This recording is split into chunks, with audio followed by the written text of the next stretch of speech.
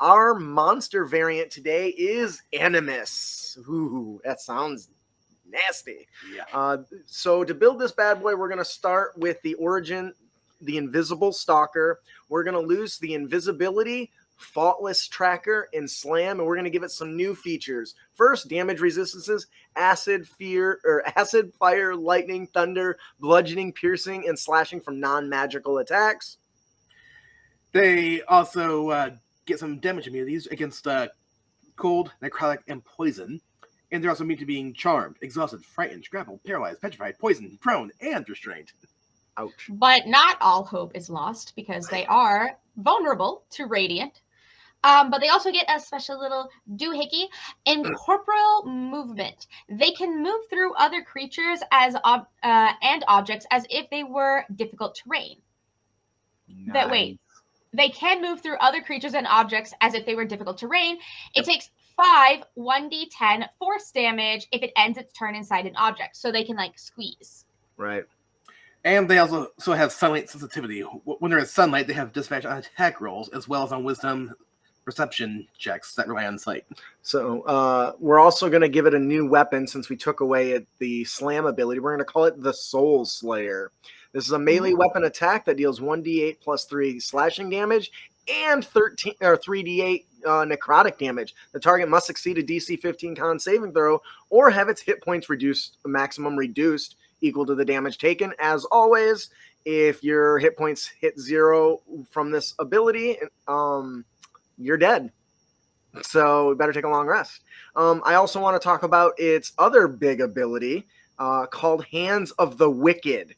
Animess releases a burst of magical energy from its wicked hands in a 15-foot cone, and it has a variety of options. 6, actually. Would you like to tell us, Ian? Because I just realized I rolled into yours. Well, number 1, you get Confusion Burst. The target must succeed on a DC Wisdom saving throw, or it can't take reactions until the end of its next turn.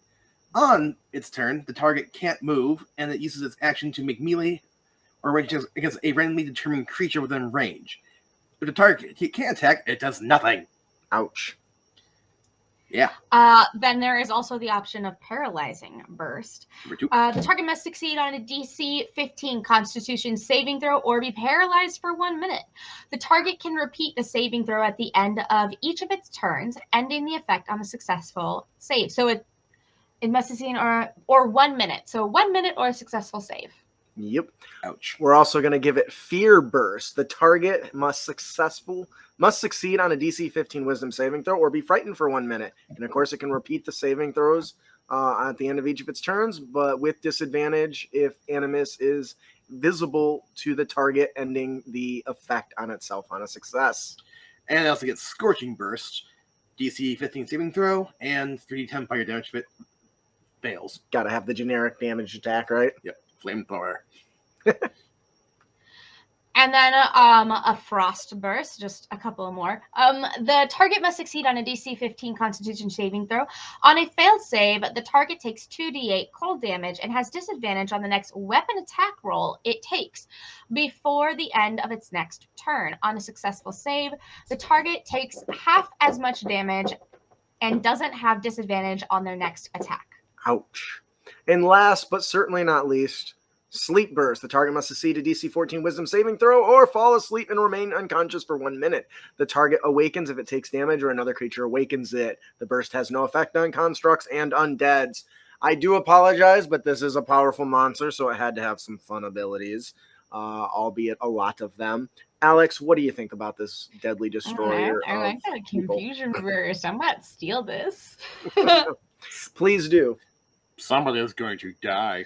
Yep. I have a party of level 13, I think they are right now. I think we're at level 13 right now, and I'm running out of like all the monsters that I'm fighting right now are either way too powerful and I'm only gonna put 1 against them and then they're just gonna overpower it, or I have to put like 20. So like this is like a beautiful happy medium in my opinion of like I can put 3 of these out there and they're gonna be like, oh, this is gonna be fine, and then like the wicked hands are gonna start and they're gonna be like, this is not fine. Especially because the versatility of the wicked hands And the Animess is intelligent. I will have the stat block on our Patreon as always with the lore and the history and all that jazz. Beautiful artwork of this six-handed bastard. So make sure you consider checking that out. I will send that to you when I get a chance if you're that interested in it. So, all right, that'll do it for our monster variant, the Animess.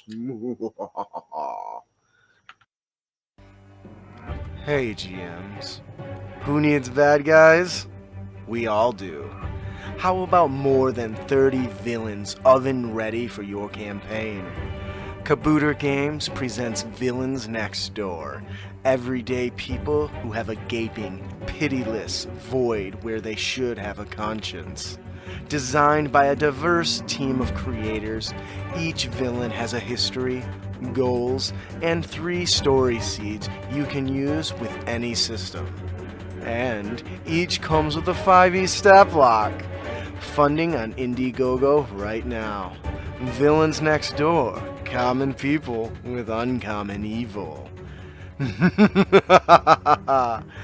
Visit bit.ly/villains next door and back it today.